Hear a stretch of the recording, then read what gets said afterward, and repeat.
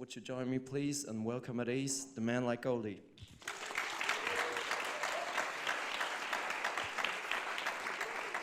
Yeah, it's kind of a privilege to be here because on and off the record, it's a true thing that at the end of the day, that music is the one thing that kind of keeps us together. And for me, in the last like 15, 20 years, as far as I'm concerned, art and music has kept me going, kept me alive.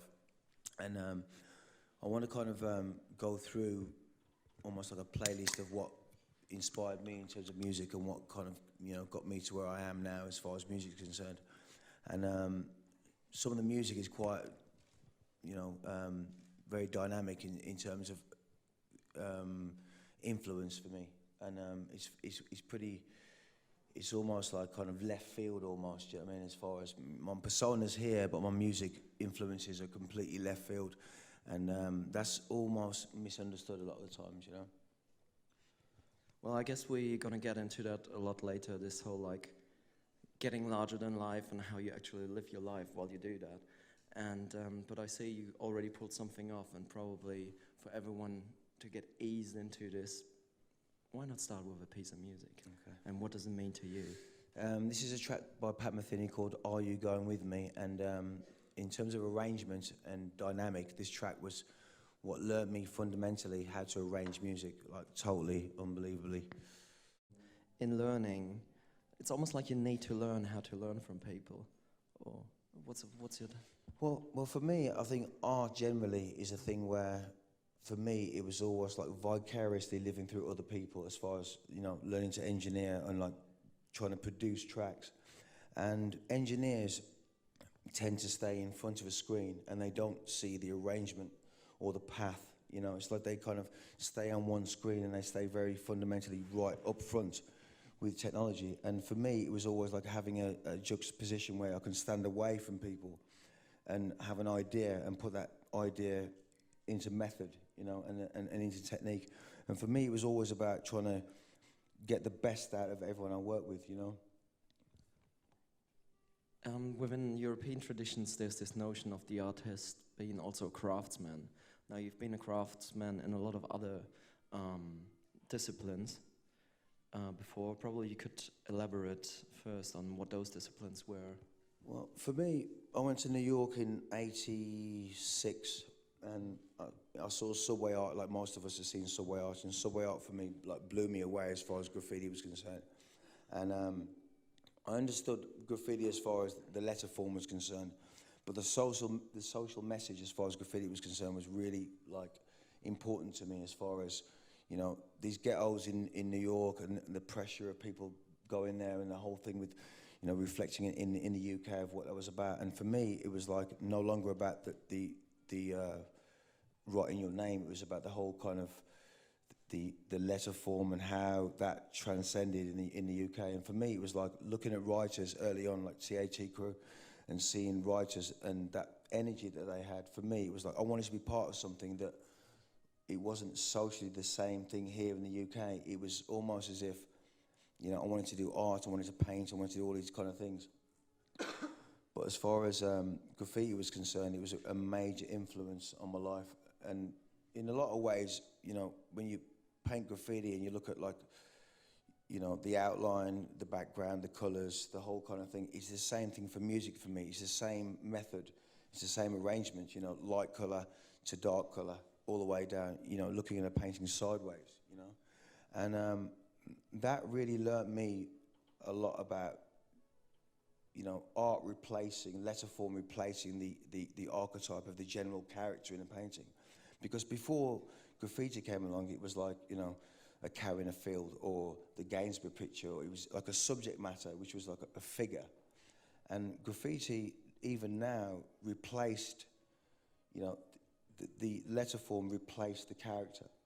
And that's, even in advertising, that's like a really big thing now as far as, you know, all these icons we see around, you know, whether it's Coca-Cola or it's fucking Adidas or whatever it is, you know, letter form has replaced that kind of method. And for me, I kind of picked up really early on of, you know, loving the art and loving the way that I could transcend, you know, that kind of the style of the street and how to, you know, word, you know, and say what you wanted to say in letter form.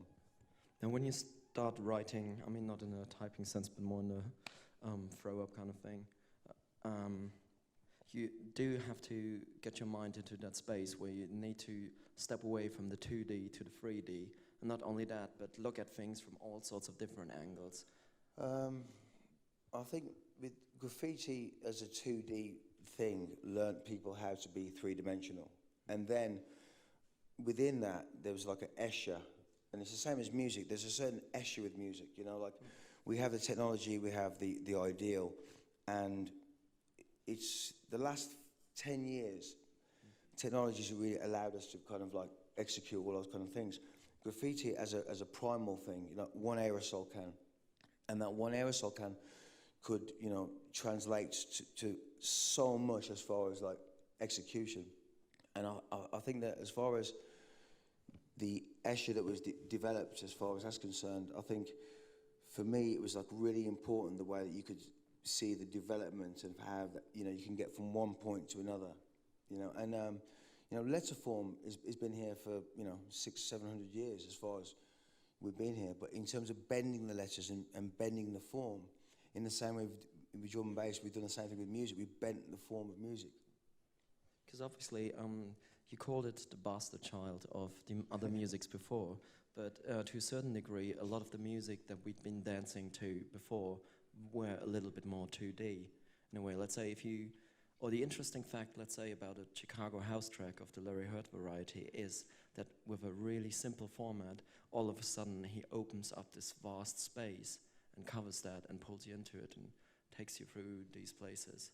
You know, I think house music, as far as I'm concerned, I was never really into it when it first was here in the UK. And for me, it was like, I felt like we were the bastard child of a generation because we were like looking at European sounds and rave sounds. And but we had breakbeat as far as hip hop was concerned. And for me, I think the UK, in its juxtapose where it was, you know, where it's situated, was a lot of us got fed up with a kind of rap synonymous, that whole kind of thing, and we kind of buried ourselves in the sound. And I think, who wants to die now? are you in? Are you there? I mean, as far as house music was concerned, for me, I was never there from the beginning. And I think drum and bass took the fundamental things like rave sound, breakbeat, and we kind of married that. And it was the bastard child as far as I'm concerned, because guys that were into house, you know, they weren't really looking at what we were doing. They were like, you know, that's you know, you can't do that. And there was all these kind of rules within the music. And for me, really, that I think that within this kind of music, we've almost pigeonholed ourselves, because drum and bass really essentially was the offspring. It was a complete, like, you know, it was cast down. It was like bad, you can't go out. It's like, you know, trouble, you know, clubs, bad, ease, drugs, whatever it is. But still, if you think about it, as far as, you know, the energy that music had was like phenomenal, you know.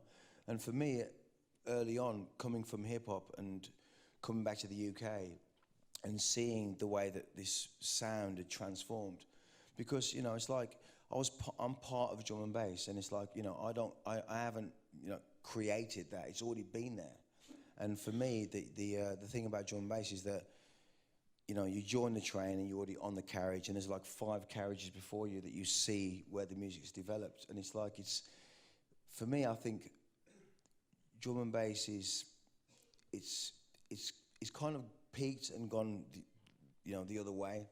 But I think that essentially it's a very big part of, you know, our social scene, as far as, you know, Europe, America, whatever. It's still a very big part of us. Now, when you talk about the energy, obviously you said you were coming back probably, I don't know how familiar everyone is with that part of the bio, because like we said, it's incredibly well documented, but could you give us the cliff notes on why you were coming back from the UK? Where did you go in the first place? Well, I went to New York very early on to pursue graffiti, and a guy called Brim Fuentes was the guy that came to the UK, and he invited me there to New York. I went there and stayed with him. And for me, I was in Miami when kind of house music started to break here. And for me, coming back to the UK and seeing this really underground thing that was happening, it was like I came back and I wanted to be part of that, because for me it was like I couldn't really do hip hop the way that people do hip hop. You know, it wasn't part of my kind of social stance. So for me, there was this real vibrant underground, and I think we all go through the stage where we go out and we rave and we hear a tune that really like hurts us or really affects our fucking soul, you know. And for me, I went out to rage and I heard this sound, and for me it was overwhelming, the power of the sound, and just seeing mostly the cross-genre of all these different people, black, white, mixed race, all these guys, you know, fucking girls, guys, just fucking raving hard. And for me, that was like it was a very rebellious state of England at that time. And, you know, Acid House, when it first came out, I was in New York when it came out, and when I came back, it already transformed into something else. And for me, it's something that I can't really explain. It completely changed my life to come back and hear this sound that, even in America, you know, you go and DJ there, and it's not the same thing as the fabric of the UK. The UK fabric, as far as underground sound is concerned, and drum and bass, is part of the fabric. Like New York has hip hop, we have drum and bass, and there's many tiers that have kind of spiraled out of that and made other things. But for me, it was a very fundamental sound that is, you know, responsible for a lot of change. There's too many roads to go down through now, but let's probably stay at the chronological one. When the person that took you to Rage that night when you heard it told me about the story, and how you met another person there and told him you wanted to do this music, I think other people might be interested in hearing how the reactions were. Okay, yeah, it's a nitty-gritty. Well, I met Kemi in Camden High Street at Red or Dead, and I used to get a bike and ride down to Camden High Street, and I used to go past this shoe store and see Kemi in this store, you know, blonde locks, and I was like, she's fit, you know. And I went there and I kind of asked her out on a date, and she said, you know, don't want to go on a date, but I'll take you to a rave. And for me, I was like, you know, kind of hip hop New York, you know, give it the big one, you know, big leather jacket, all that. And she took me to my first ever rave. That was like, you know, I went to Rage and like queued up there with her, went in there, and it just completely, I remember watching her dance with, you know, with Toby, Storm at the time, and just watching everyone just fucking dance like lasers, you know, like locks going around. I'm like, you know, for me it was a really fundamental thing for me, because Kemi was, for me, changed my life in terms of music. You know, she wanted to be a DJ, I wanted to produce music, and you know, we used to get like an Amstrad system, like 2 systems, and like, you know, try and mix on 2 decks, completely out of time, you know. And for me, it was like, you know, they used to go and buy music on a Saturday morning, and I used to come back there and try and mix music, and I couldn't mix it, fucking save my life, you know. But I wanted to produce music, you know, and they kind of encouraged me to go into the studio and make music. So I got my money and I, you know, hustled, and I went to like William Orbit's studio, hired the room, you know, went to Reinforce and said I want to make an EP. They were like laughing at me, you know, you can't do it. And I just went away, paid my money, went in the studio, got my favorite records, and I sampled every record, you know, and just like looped everything and just put it together. And I went back there with this EP, and it was Chris Biscuit. And for me, it was, I always wanted them to play the music, you know, Kemi and Storm to play the music, and I wanted to be like the producer. So I was living the dream, really, because they were, you know, we used to go to a record shop every Saturday morning, and we used to like see Groove Rider come into a record shop, and we'd wait for hours just to get a glimpse of a DJ, you know, and then it was, you know, you wait for 3 hours just to meet Groove Rider, you know, and that was it. What would be the common reaction from him? He wouldn't say anything. He just like go in, get his records, and leave. He'd be like, "Yeah, I saw Groove Rider today." Seriously, I mean, it took me about a year to actually meet him and shake his hand. And it was at the back of Music Power, this record shop. And he used to drive around the back, and he used to come in the back and get his records. And we used to watch him. So I'd like time it to go out the front, run around the back, just to catch him leaving in his car, like, you know. Seriously, and that's really the reason why I made Terminator, because I wanted to change music. Like, I wanted to do something really to hurt him, basically. And I got like 6 E's, got off my tits, and made Terminator, basically. As you do, yeah. As you do, you know. And I remember I got his number from a guy called Chris at the record shop, and I phoned him up, and he was playing at Donington Raceway for Mickey Linus. And I called him and said to him, I've got something that's going to change everything. And I put the phone down, you know. I was like giving it the big one, you know what I mean? And it took me about 3 weeks to get the record to him by that time, do you know what I mean? But he phoned me up and said, that's fucking dark. You know, and for me, it was a big shout, you know. He was the one who played it for like, what, 1.5 years until it came out in the end? He played it for about a year, and the first time he played it in Rage, it was me and Doc Scott, and he played Dark Angel that Scotty gave me the week before, Dark Angel into Terminator into Dark Angel. And me and Scotty was sitting on a podium, right, eat off our nuts. And I went, I recognise that sound. And he went, I recognise it too, but it's not my tune. I'm like, it's not my tune either. And Groovewire put these two tunes together, and it was heinous. It was like this heinous mix. And I was like, it was like the best thing ever happened to me. You know, it was like, you know, euphoria complete, you know. And everyone like didn't dance. Everyone was standing there like that.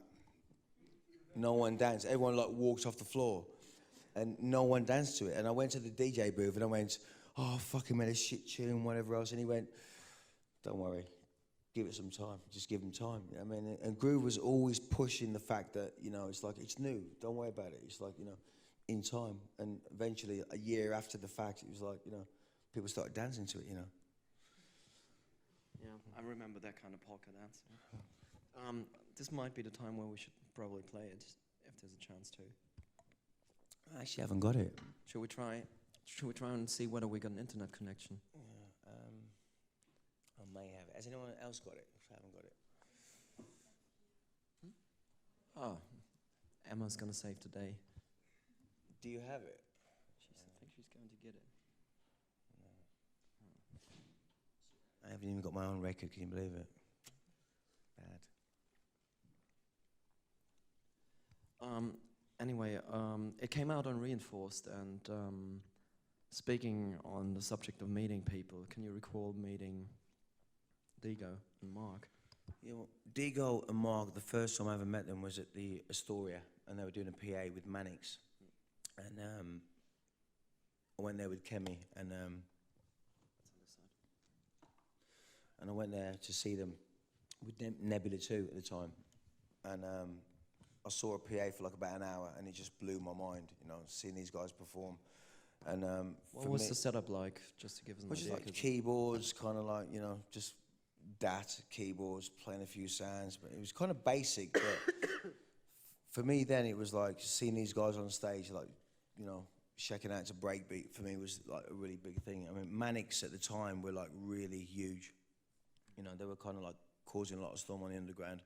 And Nebula 2, especially, like they did a thing called Seance and Athema. I think any of you guys know that, but Athema was a really big tune. And those kind of tunes at the time were getting a lot of underground play, but not really mainstream play, but really underground.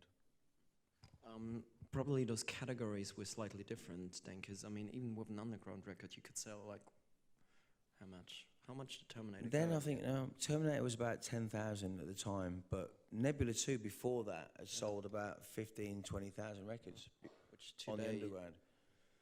I mean, Jay-Z sells less albums in Europe these days. Yeah, I mean, that was like the year of like the white label, where white labels could really sell, and white labels now, you know, records, we don't really sell records anymore. It's just kind of, you know, the whole premise has changed as far as vinyl sales are concerned. But then that was like a really big thing for us, you know, I mean, to sell underground records on vinyl. Thanks for Detroit saving the day. Oops. Oh well, we're getting close, probably for the meantime. Nothing on the original, you know, but what can I say? Well, who did you I mean, who else was part of the Rufige Kru? A guy called Linford. Oh. He was Linford was from Plumstead, and he was like the DJ that had every fucking break on vinyl. Like he was my kind of inspiration really, because he would loop breaks. He would like kind of had a record collection that was like killer. We'd go through breaks, sample all of his fucking collection. And it's like Linford for me was a kind of guy that had all the fucking breaks. It was kind of fundamental as far as my kind of process was concerned, because I used to like sample for hours on end, just taking loops, little breaks from Can, Talking Heads, and we just take loads and loads of stuff for like months and months. But he was an inspiration for me, because Linford was kind of hip hop, but kind of not really getting the kind of breaks as far as a hip hop DJ was concerned. And he fell into drum and bass, the same way I did. I fell in love with it. Well, with your kind of hip hop background, probably it would be nice to picture too how the hunt for breaks was a slightly different game, whereas now you can just call up your mates and you get like the 200 biggest breaks ever on your hard drive, use B-stick, plush over, rather than that's... Yeah, searching for breaks then, people used to, then it was the hunt for, searching for breaks. And for me, it was like Terminator was funky drummer, it's like, it's simple as you like, but it was that basic, And as far as UK drum and bass was concerned, Amen Brothers is like, been caned and rinsed. But we was always trying to search for different kind of loops. And I think Tom and Jerry, Dego and Mark, really experimented with a lot of different kind of breaks. And we were just like, searching for like different things, getting from Can was the main influence really for me. On the same kind of, on the Rufige Kru edge, there was also another track that you actually dedicated to chemistry as well. And can you probably take us through a few? Wasn't Sinister part of that as well? Chemistry.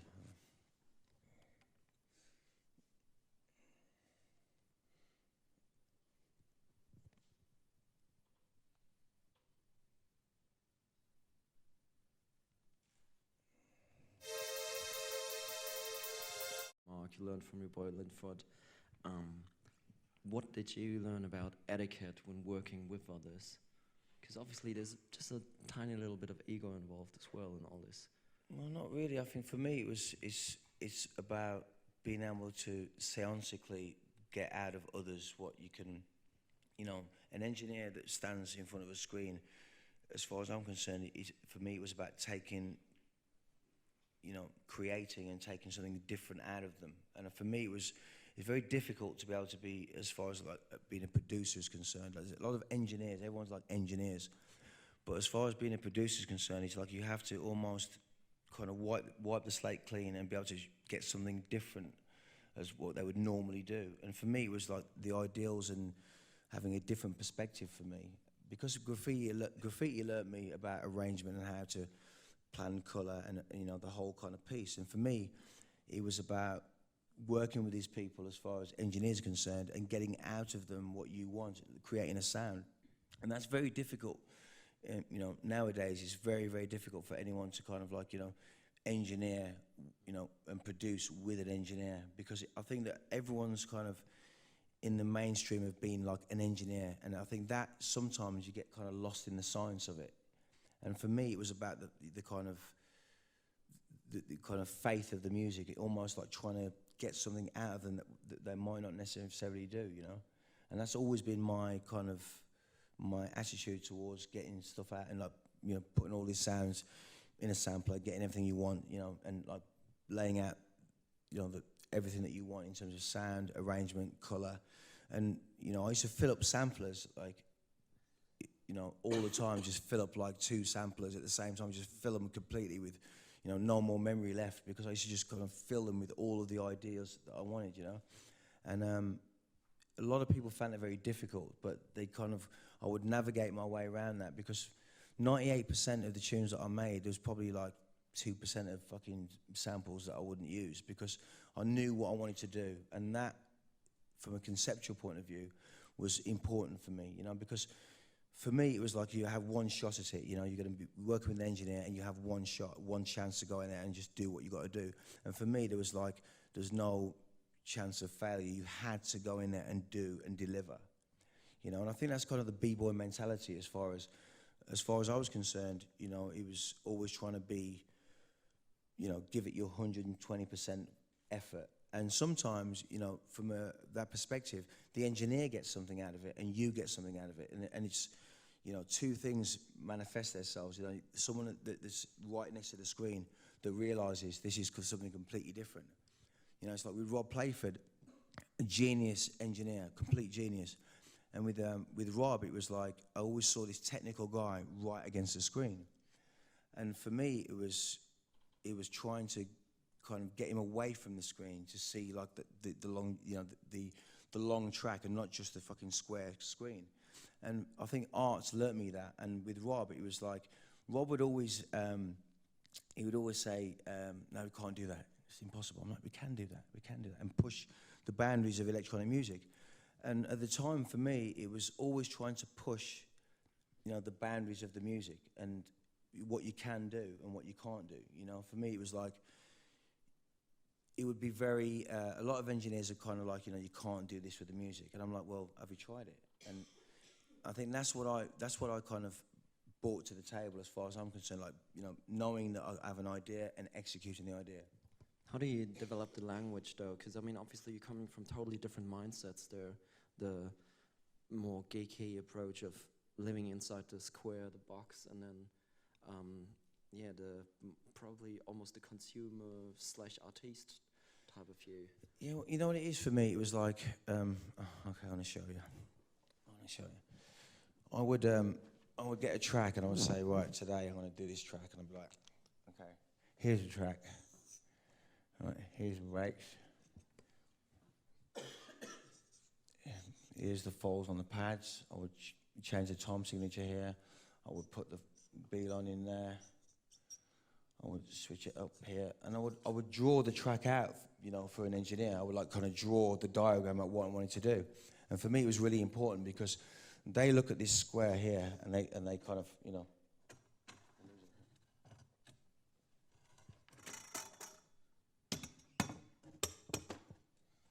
You know, they look at this square here, and me, I was always looking beyond that, the whole storyline of what the tune's concerned with, you know.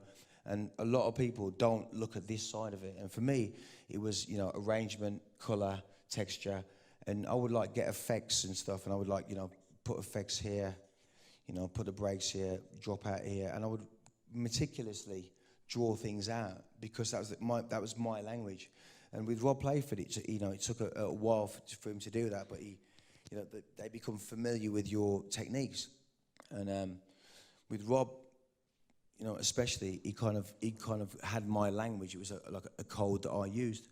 And even with Mark and Dego, you know, we had our own language as far as translating the music, you know, and that was really important for me. Obviously, that marriage with Rob was an extremely fruitful one, with delivering one of the you wouldn't want to call it milestone albums of our culture there. And did you ever regret not doing the second one with him too? I think with Rob, it was like Rob was going in another direction. He wanted to do library music and he wanted to do other things. But Rob, as far as a producer was concerned, Rob never produced his own music, which I always told him, you know, you should produce your own music. And Two Bad Mice were there. Yeah, it was Two Bad Mice. Yeah, Two Bad Mice were there. You know, they were there. Sean and Keith were always pushing him, and they were there. But he was never really producing his own music. Whereas Dego and Mark were producers in their own right. So for me, it was almost like, well, if you can do this, you can do it on your own. You can do this, and that's just his way of doing things. But for me, it was kind of sad we never made the second album together. But as far as Rob's concerned, he is a genius as far as engineering is concerned. But I always felt that he could, you know, deliver himself. But he never wanted to do that. That's his way. He never wanted to produce music, which I kind of find baffling, really, why he never wanted to do that, because he was, you know. And probably to set the record straight, I remember pretty vividly you being down at the Club Night Speed, and after, you know, everyone had an opinion of like, oh gosh, they didn't do the album together, da da da da, what could have happened if they had, and da da da, and wild speculations, and you were just going, this man at least did 60% at least of that album, and he so cutely plushed and was like, And Yeah, but what it is with Rob, he was a kind of guy that Timeless was going to be 15 minutes, and I just pushed it to be 22 minutes long. And I remember doing the jah part at the back, which is like a kind of humble kind of thank you to God almost. It was like that part of, like, you know, that section of the record. But he never wanted to do it, and like for me, it was always pushing the technique, but he never wanted to do that. And I think for me, it was like I felt very difficult with Rob because conceptually, he never wanted to take the music any further. For me, it was always trying to push it. And, you know, from an engineering point of view, he was complete genius. But for me, it was like I wanted him to do, you know, more. But he was, you know, he didn't want to do that. But, I mean, Rob's got his own journey, you know. Speaking of the journey, I guess this is a pretty good jump off for playing what was considered at the time the what's going on of the 90s with inner city life. Somewhere here.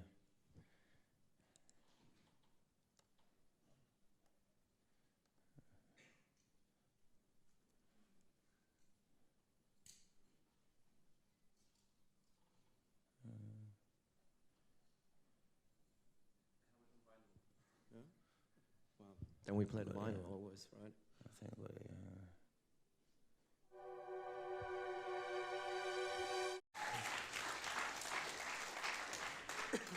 No one would really want to play it on radio. Like Lindsay Wesker at Kiss FM would not play the record, you know. And I find it very difficult because when you look at it conventionally, it's a good record, but then it was completely out of sorts as far as conventional music was concerned.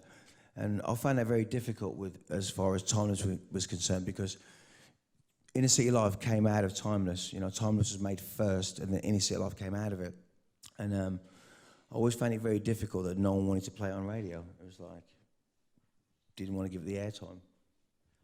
Also, I mean, I think I was about 1920 or whatever when that came out and just started writing, and that was probably one of the first incidents when I learned how stupidly major record labels work, because I think I got about 8, 10 vinyl copies of that as a white label promo. Right. Just like 10 records to one person alone. Like, how stupid is that? Like, well, I never got them, so you know what I mean. You want to have one? Sell me one if you can. I might have a spare one, yeah. I mean, for me, it was the mechanism of, as far as majors was concerned, I wasn't really ready for that. You know, Ronnie Size did a remix, you know, Pesce did a remix, and as far as I was concerned, it was just about trying to keep the underground movement going and keep, you know, people in tune with it. Believe it or not, I never really liked a lot of the mixes, but funnily enough, Jules Peterson called me about 6 months ago, and he played me a jazz version of it, which blew my mind. You know, it's like a guy called Matthias Voigt, and I'm going to play this because it's pretty good.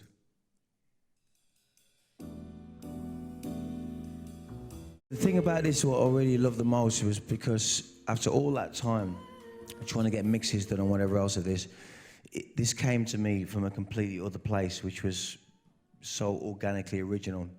And I've always found with this music especially, it's like we can always remake this music and we can do all these different things. But the thing about it is that the power of this music is like so strong. You know, to hear that version many years after the original came out, kind of made me realise how important the music really is. And Matthias Voigt, I called him up on a Sunday night and said, that's just fucking remarkable, you know, this other mix that he's done. And Jules Peterson was the one that kind of turned me on to that. And for me, it's almost as if, as far as music is concerned, especially in the last 10 years, there's nothing that really, really kind of changes my perspective on music. And that's probably the mix I would have wanted in the end, but, you know, it came to me in a completely other perspective, you know. And I think for me, Jalisa Anderson, who's singing on that, was originally going to be the singer for Timeless, but we kind of crossed paths, never happened. And she did it purposely because we she was in New Orleans at the time, and we never hooked up and whatever. And she was originally going to sing Timeless originally, and she came back and did that. And for me, that's really important for me because she's like, you know, she did it in the end her own way. It kind of reminds me, without taking anything away from what they done with that version, just, I guess around about the time when you did your second album, there was this longing in a lot of drum and bass for like, okay, we've done the archives, we've done the emus, and now we want to do like real music. And everyone and their mom got a real bass player in, and Rhodes galore, and yada yada yada. It's like, how did you feel about that? I think music generally, as far as I'm concerned, we always imitated a lot of sound. And for me, it was like getting players in to do things like Tim the Bass, Justina Curtis, Cleveland Watkins. For me, it was really important for me to almost venture to the music that I really love. Because in hindsight, when I look at the music that I really love, that I've had in my life for like 30, 40 years, I'm completely different than what people actually expect me to be.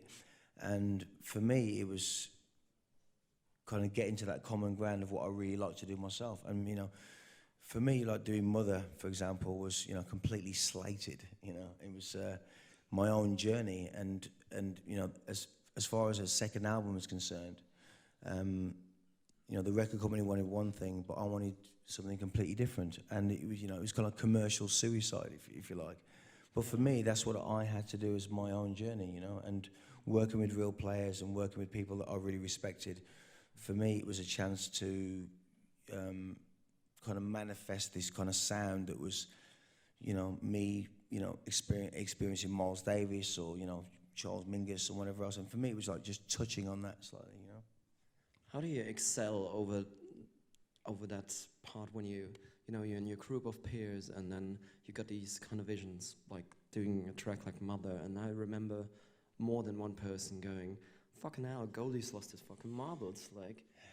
Yeah, I know. I mean, for me, Mother was very self-indulgent, but at the end of the day, it's a really beautiful thing for me to be able to do that. I mean, my relationship with, you know, Mother Earth, my mother, you know, that for me, that was really important for my journey. You know, I've had a very, you know, I wear my heart on my sleeve, everyone knows that, you know, and for me, that album got completely slated. But Mother, as far as, you know, if you take away the strings, it's drum and bass. If you take away the drum and bass, it's classical. You know, for me, it was marrying these two things completely. And, you know, not a lot of people got that. And as far as I was concerned, it was very important for me to, you know, kind of do that. When you say you wear your heart on your sleeve, obviously you make yourself incredibly vulnerable. Now, you don't exactly strike me like the most vulnerable guy on earth, but you know, there's a little bit of a tender soul in there, and you're incredibly open with that, and sometimes probably not. How can I explain it? Mother, as far as I'm concerned, when I first finished it, I couldn't listen to it for like about 3 months. I could not listen to it, and I don't expect any of you to listen to it. But what I expect is that for one time in your life, when you go through music and you have these wormholes of music, and you go through and travel as a producer, for me, Mother was a very fundamental thing for me. And it wasn't trying to sell an album, wasn't trying to, like, you know, make Timeless 2. But for me, it was one of those things that that my relationship with my mother, you know, is a really important thing for me. And, you know, I never had that kind of communication with my mother. So as far as I was concerned, I wanted to make something that she would ultimately, you know, let go. And when I played it to my mom, she cried for like hours. We cried for hours together, you know, call it what you like. But as far as I was concerned, it was universally dealing with, like, you know, entity, you know, infinity, gas, air, water, all the elements, you know, in the womb, you know, growing up, you know, the child growing, separation. And for me, it was, you know, I can go through it as a picture, because in the same way that is, you know, and I don't expect anyone to get that. But what I expect is, you know, just respect what I'm trying to do as far as, you know, something's concerned, you know. How do you actually get past that point when you grow up in a culture that's essentially celebrating some weird notion of cool, and then you go into this, have to put yourself into that spot where you have to open up yourself that wide, where cool is the farthest thing. I think for me, it was, at the time, I was like, media whore. Goldie's on every magazine cover in fucking Europe. And for me, it was, the 90s was about, if you're going to be a character, you have to, this music, if you're going to put it out there, I wanted to be the fucking guy that went out there and just fucking shoved it down every throat. Your mom's fucking got the record, You're on every fucking washing up liquid box, wherever, I would really try and push that, because for me, it was almost as if the music did the complete opposite to what I was portrayed as in the press and the media. And that's kind of like really, like stabbing yourself in the fucking heart and saying, well, fuck it. But for me, there was no choice. Like Mother, as far as I was concerned, from the beginning, as far as the concept was concerned, I knew the minute I started it, it was going to be the end as far as, as far as record company, next album, deals, whatever else. But when I look back on that, as far as a process and if you like, a kind of healing process for me, it was like the most beautiful thing I've ever done. Even to this day, it's probably, for me, is the most beautiful thing I've ever done in my life, Maybe a little snatch of it. Not the whole 60 minutes, so you ain't gonna stay here for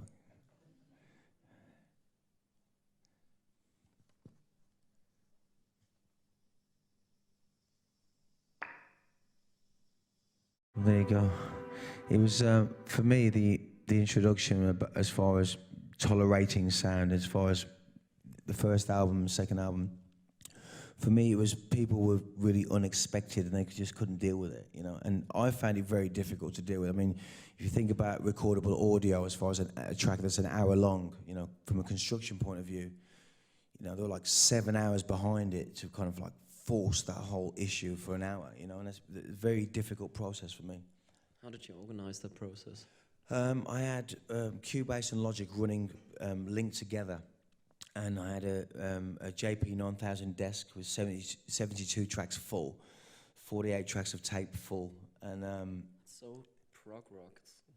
Yeah, I mean, it's, for me, it was, I had engineers running like fucking mayhem around, like I was a madman, and I actually drew the whole track out on the wall before I even started it. And it was my mad time as far as, how I can, almost like, for me, alchemy is one of the things that I've kind of tried to do in my life. And as far as alchemy is concerned, that was probably the best example of that, trying to put all these people together technically and try and get something completely organic happening. Can you probably take us through another few key stages of it?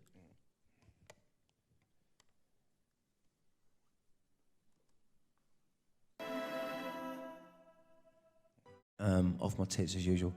I woke up and I just had this thing in my head just going, Mother, and it was constantly in my head, and I could not get rid of it. And that's how I kind of began the whole process. And it was almost as if, for me, when I make music, it's almost as if I make music inserted. I don't try and make it from the beginning. I make it insert the idea. And the Mother hook was something that just kind of came to me, and I just kind of inserted that. And for me, it was the journey, because a lot of people at the time were saying, it's not a drum and bass track, And for me, I was like, well, go to the center for 3 minutes, and there's your drum and bass track. If you want a loop, there's the loop. And it was a very difficult process in terms of really trying to get something that would kind of motivate my soul. And I don't even know sometimes how I could even fucking get an hour-long fucking track to just kind of comprehend that.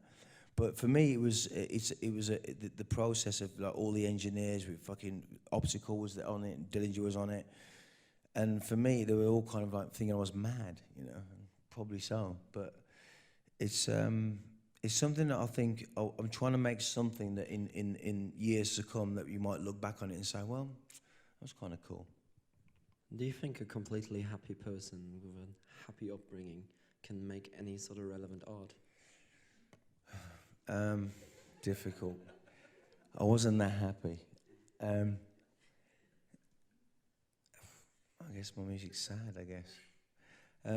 For me, it's like, you know, music is a certain sadness in my life and a joy in my life. And I'm probably the guy that, you know, should go in the corner and stand over there for a while everyone kind of chills out and has a good time. For me, music has been... Yeah. No, but for me... I've seen that, yeah. No, but for me, that's my experience of music. And I don't expect everyone to dig it, you know. It's... there's a thing on the album which I did called The Dream Within, which for me fundamentally is the best song I've ever made in my life. And I'll play that to you. It's for me, it's... I can't really explain it. And it is sad, it is melancholy, but for me, that's my life. I mean, obviously people do have totally different notions of the various shades of one's character, and, you know, like every slightly sane person harbors at least 2 or 3 slightly different natures within them. And it's kind of interesting how music serves as some sort of diary, and especially once you've done a few pieces and you play them back to yourself, probably even in like an enclosed environment, and you start to realize it's like, oh, am I really that kind of a moody fuck in the end? No, it's not at all. For me, it's a reflection of my soul. Simple, whether you like it or not. It's a reflection of my soul. And for me, as far as I'm concerned, you know, everyone else can do the tunes that are there in the centre, and they can do all these different things. But as far as I'm concerned, I have my purpose in music, and it's not everyone's thing. But for me, it's the one thing that I know that when I pass, my daughter will look at that and go, my dad made this music. And it's that important to me. It really is. It really is that important to me to leave a kind of mark in my music. And it's not what everyone likes, but it's what I like. Probably let me rephrase this. Why do you reckon we as humans tend to find incredible beauty in the sorrow of others, or in the work that's come out of that sorrow? I think ultimately, if you get moved by music, I've gone through my stage of making tunes, floor tunes, you know, Angel, this and that. But for me, when I look at the music that's influenced my life, it really is the kind of thing for me that when I go home and I listen to music, it's like ultimately, I don't like look at music like I'm going to go in the studio and make a tune to fucking sell records. I've never ever done that. It's never been my thing for that. I've been lucky for people to share the music with and, you know, have a few dance floor tunes and whatever else. But ultimately, music finds you. You know, I think that's the thing for me, that music has found me, whether I like it or not. And it's, I don't know, I think that the sorrowful kind of songs, or the kind of that kind of attitude towards music in a way that it is that, for me, I've found the best way of manipulating and getting something that is ultimately very deep in music, and it's not something that I can actually explain. I can't explain the way that I get influenced to do that kind of thing, you know. And it's something that I can't really explain. I can't explain why I make somber songs or something that's kind of like people go, you know, fall asleep or feel really sad about. But I've had fun with music. But for me, I have a purpose and a duty, almost like a duty within music, to be able to do something that no one else is really doing, because someone's got to do it. Someone has to push the boundaries of music, and I've found that really important. I mean, we're almost entering political ground here, but with you coming from a foster care background, which in the UK I do understand is not exactly being born with a silver spoon, and not exactly the most forward-coming, encouraging system, how much potential do you reckon is there in like heavily investing into, you know, taking creative outlets to these sort of environments rather than investing into hosting the Olympics or something? Well, I think that ultimately, you know, the care system, as far as I grew up in that care system, I think that there's been less attention to that. And I think it's really important to kind of interact with each other organically. You know, like technology in the last 10 years is leaps and bounds, but I find that people have stopped interacting with each other socially, you know, and you know the internet, as far as I'm concerned, and technology is like the velvet claw, you know. I use it for my advantage, but at the end of the day, it's still something that ultimately, you know, when that goes down, you know, it doesn't mean you go down. And I think that... Can you repeat that, just so? No, but I really feel that, you know, if the internet goes down for a week, everyone's fucking panicking and going mad. It's like, you know, the internet goes, we can't log in. It's just completely one of those things that socially we've lost the dynamic of you know, sharing and being organic and sharing music, and it's one of those things that's been lost in the last like 10 years, I think. And I think it's really important that people should kind of, you know, share, you know, music and share, you know, the kind of their ideals and their ideas, because I think that people are very kind of like, they've become almost, you know, shy with music, and they don't want to. They're almost egotistical. They don't want to. They don't want. You know, they want to stay in this box, and they don't want to share it, and they don't want to record other artists. And I think we've become, the last 10 years, we've really become very, very egotistical with music. And I think that ultimately, if you can record your friend or you can share music, you know, my juxtapose is that my difficulty is that I have to vicariously, through other people, render my music. And I've always had to do that. Now, that's kind of like a gift, and it's also a thing where it's a very difficult kind of task to do. I think people actually make music of almost segregating their souls by sharing, you know, the ideals. And more now, you know, technology is advancing really quickly, but we don't really, we rely on it too much. And I think all the music that I really love, and most of the music that you guys love, if you think about it, a lot of the music that exists is kind of old music, I think, really. I mean, a lot of the stuff that I really grew up on, it was before technology really kind of come into the mix, you know what I mean? And that's got a lot to say as far as what tunes in your life, what 5 tunes in your life really, really stand out for you, that you will, in years to come, that you will play. Not what you're making, not what's right there in the present. What really, if you could, all of you, 5 tunes that you can say, I will listen to this in 5 years' time or 10 years' time. And for me, I've been given the gift of music through, you know, hearing it in a way that's completely, it's almost as if I felt that in the response to that music that's influenced me, I want to do my bit, you know, I want to kind of put my music out there, as left field as it is, and as outrageous or as somber or as sorrowful it is for me, that's really what I want to provide, you know. At the same time, you worked within a genre where it seemed to be very important to be on that next level shit, to have the latest technology, know the latest trick, and and there was, I mean, a certain cult.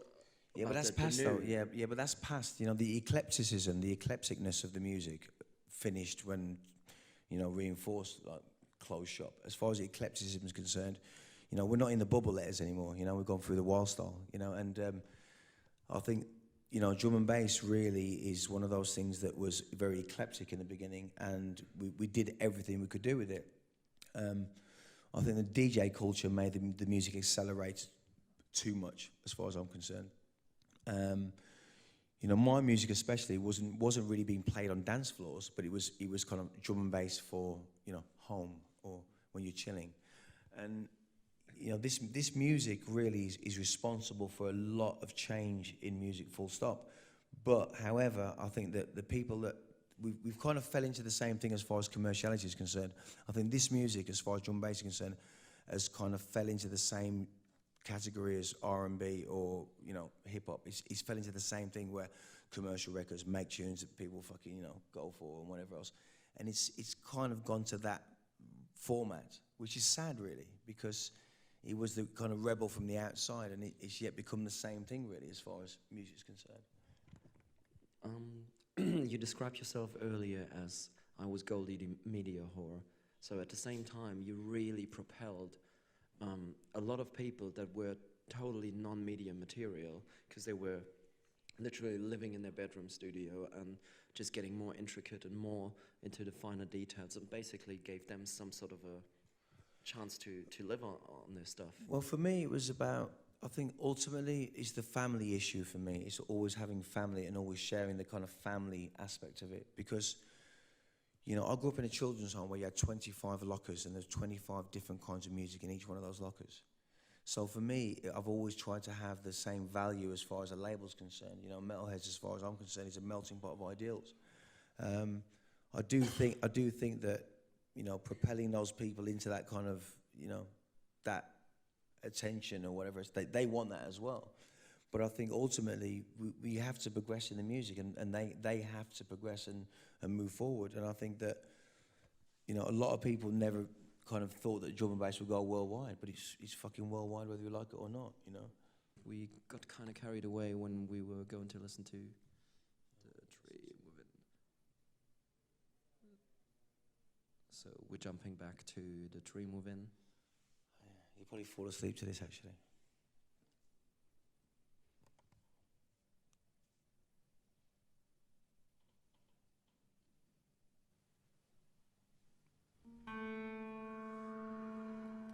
The way this happened actually was quite a funny story. Letter of Fate was on Saturn's Return, and what happened was Letter of Fate as a ballad.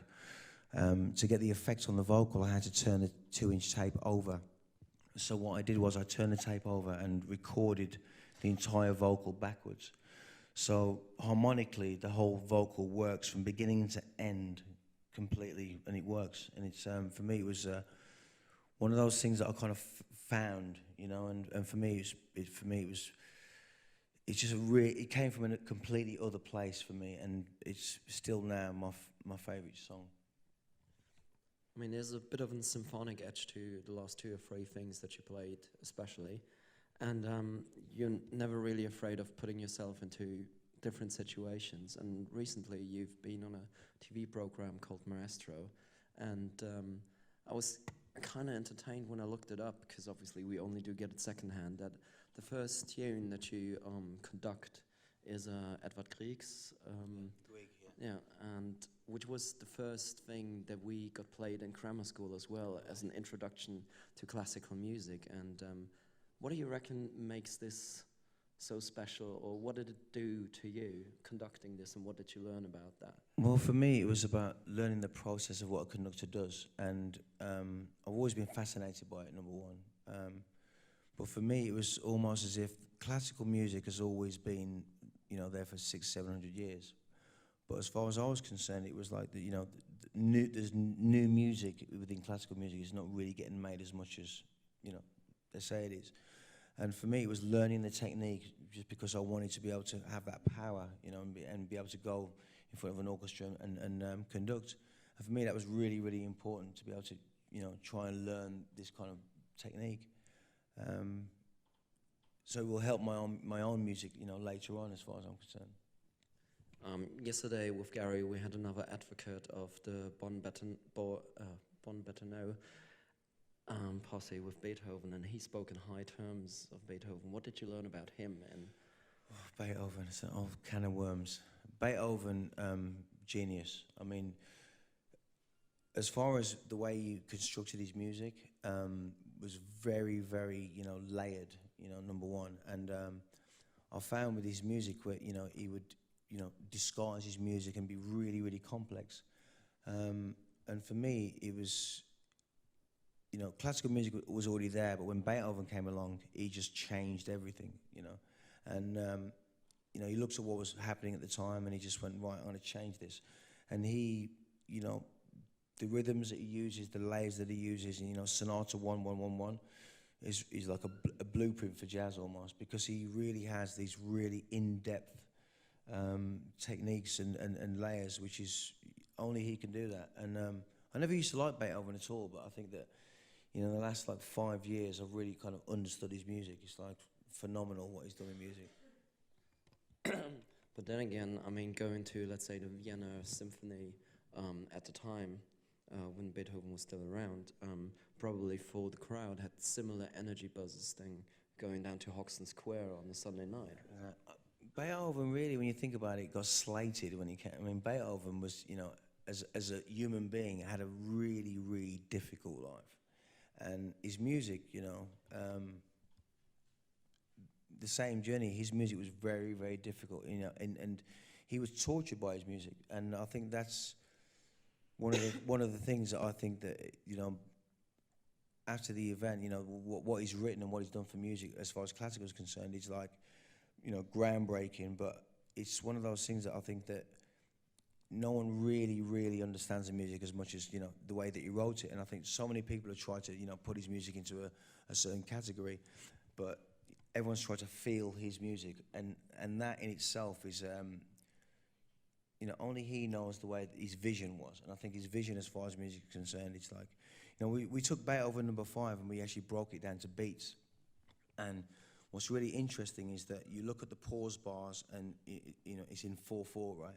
And what happens is he has like 6 bars where he has like 6 bars, three different times. And the way he moves like arrangement across, it's like, it's just absolutely so genius the way that he actually makes his music and layers it. And for me, it was kind of understanding the way that he makes music. It's kind of given me a better understanding of my own music. What about the physical aspect? I mean, you are in front of an orchestra, and anyone who's ever heard more than one upright bass, let alone a complete horn section or whatever. It is daunting, you know, when you step in front of an orchestra and there's like, you know, an 80-piece orchestra, it really is overwhelming, because, you know, it's right in your hands and you control that. And that in itself is very, very daunting, and it's very overwhelming at first, you know, when you get the sound coming back at you. And not only that, it's almost as if you have to hear the song in your head and be like half a beat ahead. And if you wait for the orchestra, you know, they will slow down because, you know, you're the leader. And the thing about that is that it's a very difficult process when, you know, we have electronic music and we have a SIMT, you know, we have a time code and we have like a click. And all we have to do is wrap sounds around the click. And when you have live music, as far as an orchestra is concerned, it's a different kind of thing when, you know, you've got to keep time and the presence of the music. And we take that for granted, I think, you know. And that was one of the first things I really realised, that it's really very difficult to kind of keep the pace of the music, and, you know, and the shape of the music. Let's say it's a Sunday night and you had to choose going to see the London Symphony Orchestra at, don't know, Royal Festival Hall or something, or you could see the Ryder and Randall play at... Doug Scott and Marcus Intellects back to back, anytime. Okay. Seriously.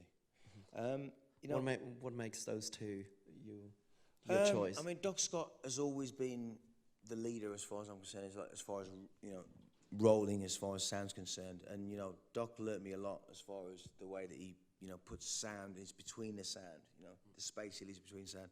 And Marcus is the same. I mean, Marcus is very underrated, I think. I mean, he sent me a thing 2 days ago, I think, called 442, which is a kind of techno, kind of dubstep tune. And, you know, Marcus is very, very experimental. He's not frightened to kind of experiment. And him and Doc Scott, for me, are really the kind of forefront, I think, really, as far as, you know, the new edge, as far as I'm concerned. How do you keep, I mean, both have been around for a while, I mean, ages, literally. Like, how do you reckon you can keep that kind of longevity going?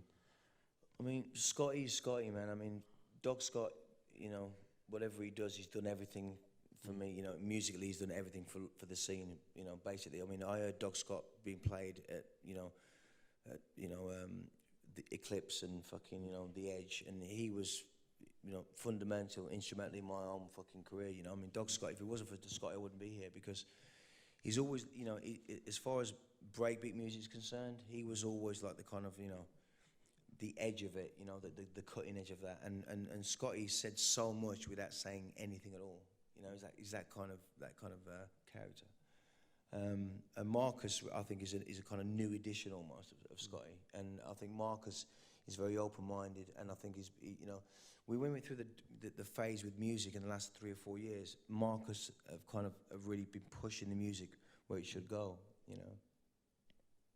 Is this the time to pay respect to them in one shape or the other. I've got to play this thing actually. This Marcus tune is absolutely killer.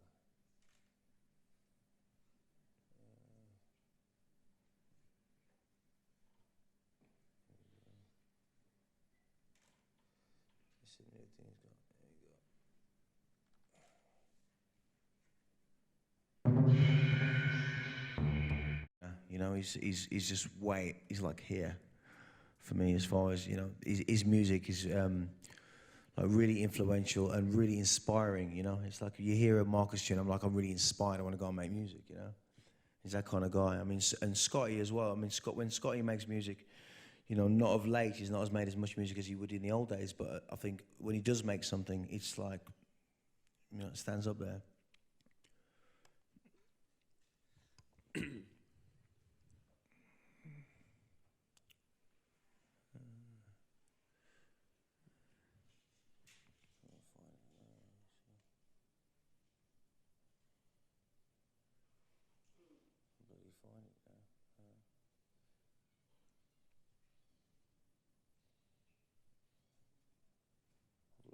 I've lost Doc Scott here. I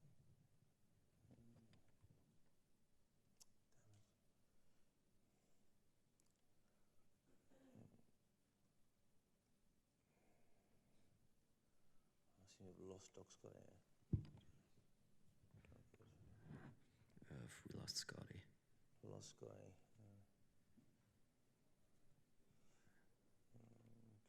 What's the Enterprise gonna do now?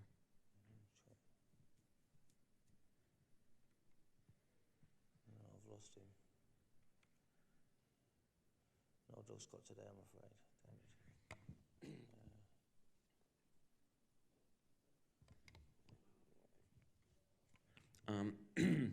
Probably, I mean, obviously, not everyone in this room might know both of these characters, and you've been working in different disciplines of art as well, and some lessons, I guess, are to be learned from these other disciplines.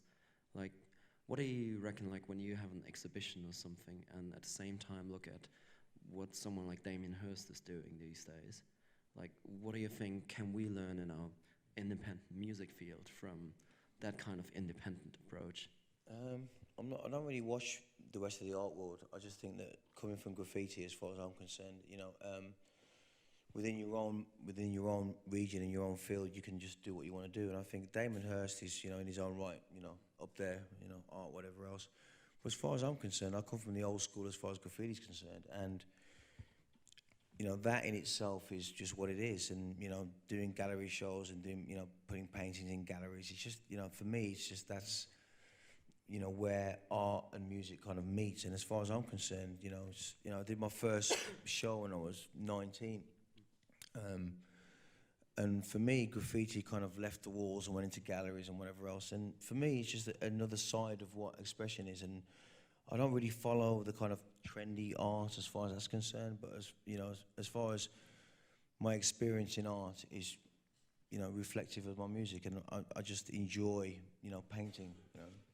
But probably a little less on the content side, but structurally, this last Sotheby's auction was a really interesting thing in a way that you got the probably most popular current British artist, and he's surpassing the system of galleries and all, and just sells it directly to the consumer, which is kind of what independent labels are doing in music. Well, I mean, I don't really follow that kind of market, but I mean, if you think about what Damien Hirst was doing in the beginning, it was like the secondary, third market was where his work was getting sold. I mean, you couldn't give it away, you know, in the 80s. But I mean, that's pretty, I mean, that's England for you. I mean, England is a real big way of putting artists here and then dropping in the next minute. And as far as Damien Hirst is concerned, he's done everything possible as far as art's concerned. I don't really follow the art market that much. I mean, as much as I paint, I don't really follow the market. I just like to paint, and for me, it's the same thing as making music. It's exactly the same process. When you say that's the UK for you, you know, hyping you up, slowing you down, again, how do you do and get up again? That's all you do. You know, I don't really I mean, England's a really, really, a really beautiful place to live, and in the same breath, it's one of those places which is kind of really difficult to kind of navigate your way around and get known or get on the scene. But as far as I'm concerned, it doesn't really matter. I mean, as long as you do to your best ability what you really want to pursue and your dream, and you want to do what you want to do, that's all that really matters. You could be anywhere. I think England, by default, is one of those places that, puts people in this certain position. And with me, it was like media here and whatever else. But as far as I'm concerned, you're left with the same as what you began with. As far as I'm concerned, art and music in the last 25 years has been my life, and that's kind of where it's going to be, and for the rest of my life, it will always be art and music. I think that England has been like the forerunner in terms of, selling art, selling artists, music, and it's always going to be like that. I mean, I think we always, England is very good at imitating the rest of the world and, making something your own. And that's just the way that, England is. Art is imitation, right? I mean, so for me, it's I don't really follow that side of the art world, and for me, it doesn't really affect my life. What affects me is what I paint tomorrow, what I make today, I do believe we may have a question or two out there, but before we get to that, is there any wish to, I think we didn't even play Timeless or Angel or anything. Just like, does anyone maybe want to hear some of that?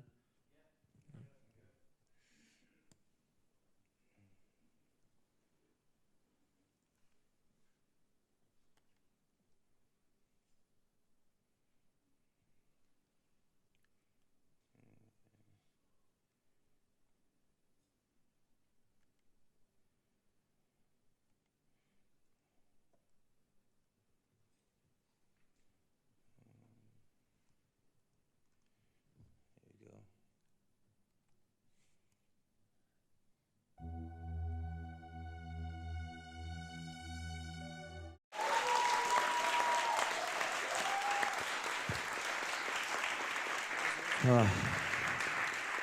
Thank you. It's been a bit of a, it's been a,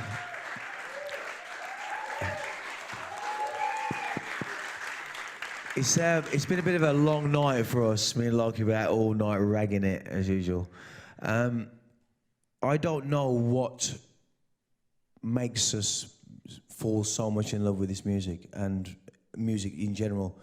And I still ask myself that same question, that, that if you can interact with people, for me, it's always been sharing with people. It's ultimately the one thing that I've always had to do in my life and want to do in my life. And that in itself is a gift. And we've got to, we have to look around with each other and say, you know what, ultimately music is what binds us. And I think that that's the one thing that I'll carry till the day I die. And I think that ultimately we're all here because we, if we didn't have music, we'd be completely fucking lost. And, it's been a really beautiful experience being here and seeing you guys, and, I kind of feel shy now, but it's beautiful, to celebrate music, and I want to thank you for that.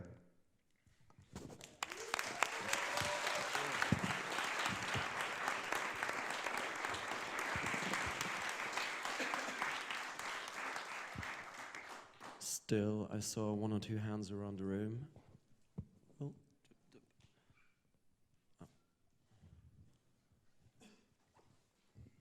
And the one with the B-boy crew is too easy, so you have to come up with another one. No, first of all, man, Timeless still seems to give me goosebumps. It's official. But yeah, I was just wondering if you've been exposed to this new phenomenon, I guess, in the like UK hardcore continuum, Burial. Have you heard of him? Oh, Burial, yeah. Yeah, there you go, sorry. Just like now hearing Timeless after a few years, actually, it's like has a certain like essence of UK sound, and I think Burial also, like, I got a similar feeling, Yeah, Bevan is a remarkable human being, and I speak with him regularly, and he's of the generation where it's completely the opposite to how I came through with music, completely not into the whole fucking press, media, whatever else. And we speak a lot about music, and ultimately he's genius, I think. And he captures, it's almost like beyond what you call dubstep, it's beyond that. He has something which is a signature. And in fact, I want to share something with you that probably you haven't really heard, but he is completely a genius. And for this completely encompass the state of the sound, the state of the sound. And I think that, God bless people like him that can actually make music like that. I mean, to be an individual and he's a very, very shy person. And very, very, very, very shy and very, very timid. But to be able to make that kind of sound, when I first heard that, I was completely blown away. And I think that, for me, I see myself in that. I see the sound, the signature that he's been able to write. And that is so important to this music. And he doesn't use conventional ways of making music either. He doesn't program in the way that we would assume. He throws sounds in, and he doesn't really program the way that we program. And that in itself is very, very primal in the way that he programs. He's really, really primal, a bit like a guy called Gerald.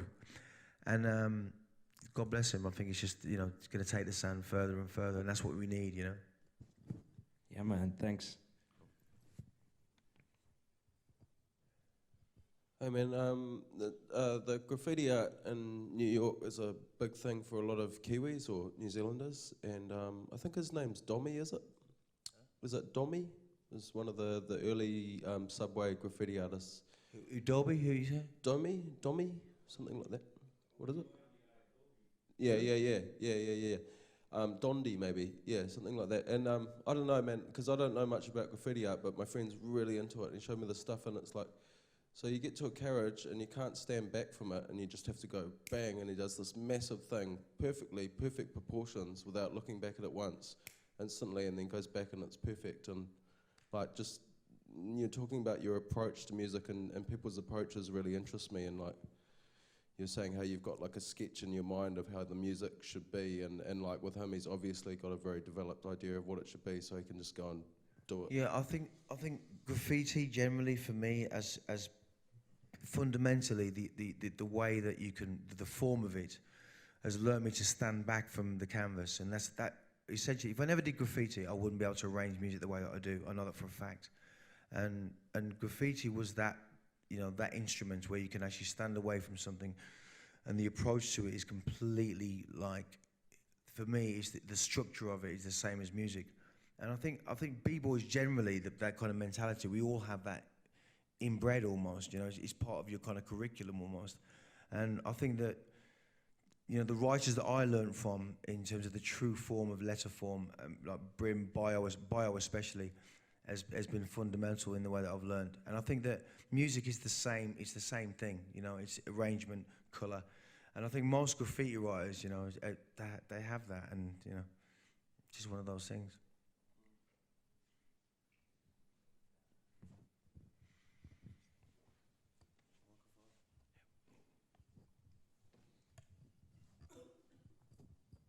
You mentioned that you spent some time in Miami, and I was wondering, I actually have two things I would like for you to speak about a little bit. Did the Miami bass speaker test culture have any influence on you? Not at all. I used to hate it. Seriously, I used to work in the flea market, and I used to, Luke Skywalker was big then, Luke Skywalker was South Carolina sound, which has come about recently, last year and the year before. Luke Skywalker was doing this years ago, and it was just, it was booty music, and it never really influenced me at all. I mean, it was one of those things. It was almost as if I had acid house and UK music, and for me, it never really hit me the way that English music has hit me. And the guys that were producing that I know there, like Drunk Drew, I got from Science Room. you know, he was kind of making, you know, more advanced kind of, you know, that kind of music. And as far as I'm concerned, it never really affected me, that kind of music, you know. The other subject that we didn't really get to hear you speak about at all is cinema, and I know that's influence Cinema. and another thing that you are involved with as well. I love film. Ever since I watched a film by a Russian director called Mirror, and you know, film has always been a very big part. I mean, you know, Michael Gondry. I mean, Gondry's like the genius. He's the god as far as that's concerned. And for me, that's something that I've always wanted to pursue. Not from an acting perspective, but as a direction. And I think that music generally is that kind of thing for me. It's that kind of deal, you know, creating beginning, end, storyline, the heart of it. And hopefully next year I'll be able to direct my own screenplay, which has been 8 years thick. Been doing that like for 8 years solid, really. And it's an ongoing process. It's different. You know, a film is like a slow photograph, a very, very slow photograph with its shutter speed. You know, you photograph it, and it's like that. Whereas music is kind of more instant. And I kind of thought I knew what film was like 5 years ago, and it completely, I bummed out on it. You know, I thought I knew everything about it, and it was a completely different process. And watching the great directors, you know, Gondry especially, and Anderson's one of my others. I mean, when I saw Magnolia, it completely changed my life as far as a film was concerned. Just the way that it moves around, you know, in terms of the characters and the way that it progresses. And for me, I guess it's the same approach to music that I've been absorbing the last 10 years as much as I can. And hopefully, I'll be able to pull something good next year and pull it off, you know. Anything else? Yeah, here. Hey. When you said your mom is gonna get the record, and when you speak about sharing with people, I thought about the South American market and how it gets openly ignored. What do you think about that? What do you mean about the South American market? What do you mean? The musical South American market. I mean, music in South America, I mean, it's always, I mean, even classically, I mean, people like Piazzolla from Argentina, you know, tango, that kind of vibe. I mean, South America is South America, and it's what it is. I mean, musically, the world wouldn't be the same without South American music. I mean, you know, it's fundamentally, you know, changed music from tango to salsa to all of that. And I think that, you know, I watched a very breathtaking documentary called From Salsa to Hip Hop, and not from Mambo to Hip Hop, by Henry Chalfont, who did Subway Art.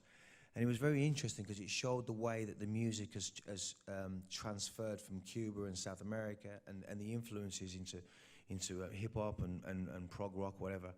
And I don't think you have to worry about South America. I mean, South American music is fundamentally part of us, whether we like it or not. I mean, you know, you look at people like, you know, Diodato and these really prolific, you know, songwriters. I mean, I wouldn't fear about South America. Yeah, no, I meant the other way around. I mean, it took ages for drum and bass to get to South America. Yeah, I find that kind of weird, really, because I mean, Marky's the only kind of exponent of that, Marky, you know, DJ Marky from there. And I would have thought it would have kind of stuck a lot quicker. But unfortunately, it did. I don't know why it never did that. I think by default, you know, rhythm, percussion is the whole kind of South American thing. I don't know why it never really took like that, you know? I don't know. Maybe in the future, I guess. Cheers. Another one there. So I got a question. I mean, you don't have to answer that because it's a bit speculative, kind of.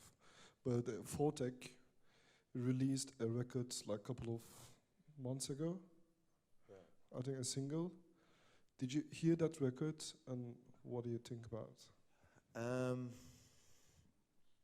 mean, Rupert is Rupert, you know, and Fortek. Yeah, Rupert.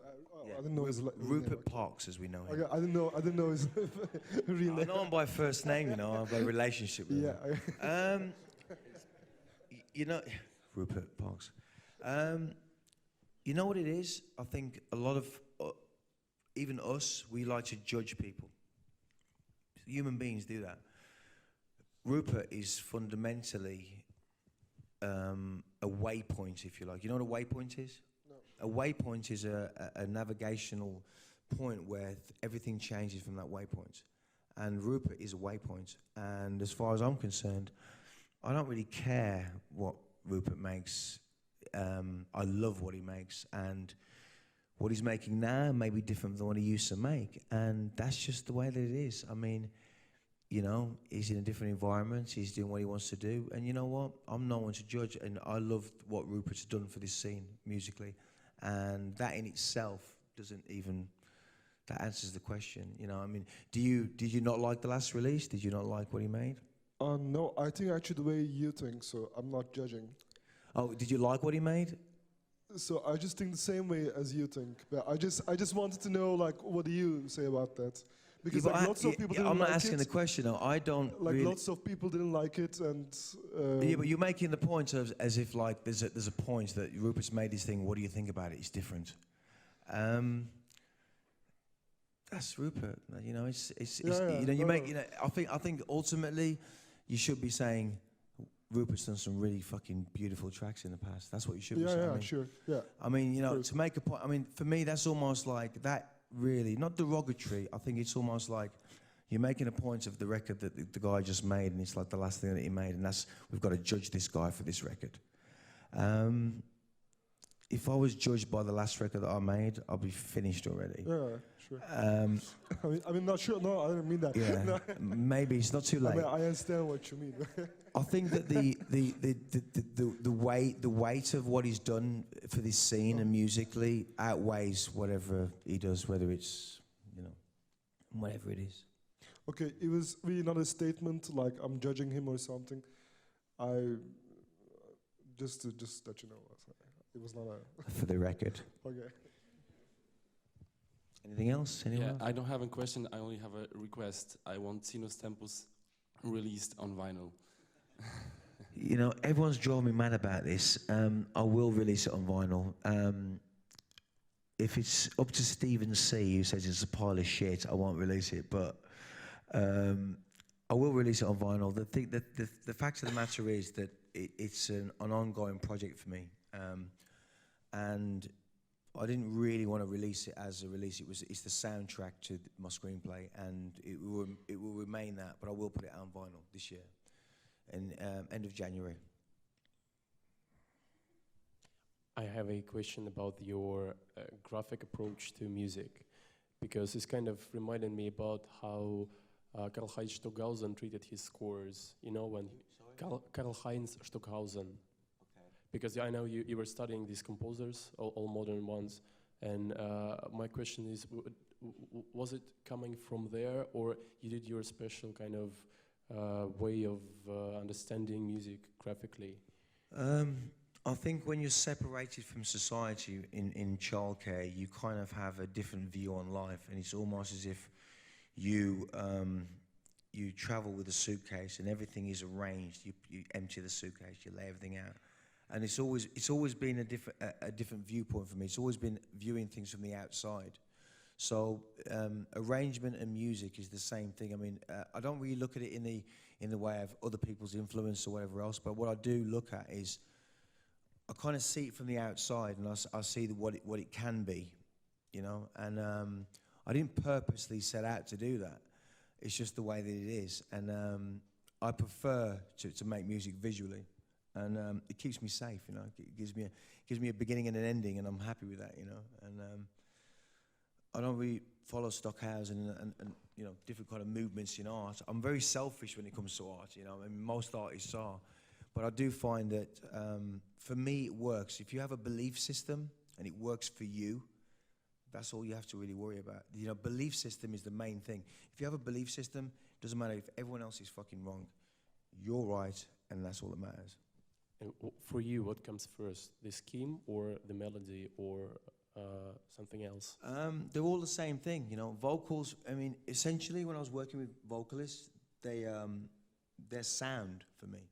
They're no different than a saxophone. So for me, one cannot be without the other. For me, it's the whole picture.